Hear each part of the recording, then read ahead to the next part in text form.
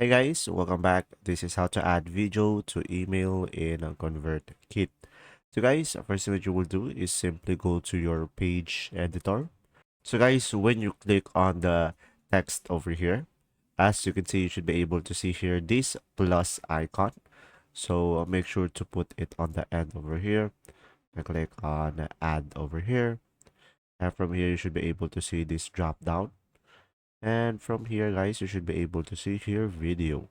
You just simply click on video, and from here you can type or paste a YouTube link or Vimeo link. So let's say I'm gonna use our own video as an example over here.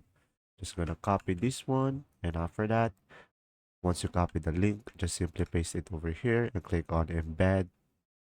And after that, as you can see, guys, you should be able to add your own video over here. And that's simply about it. If this video was helpful, please like and subscribe. And if you have any question, just simply comment down below. And thanks for watching.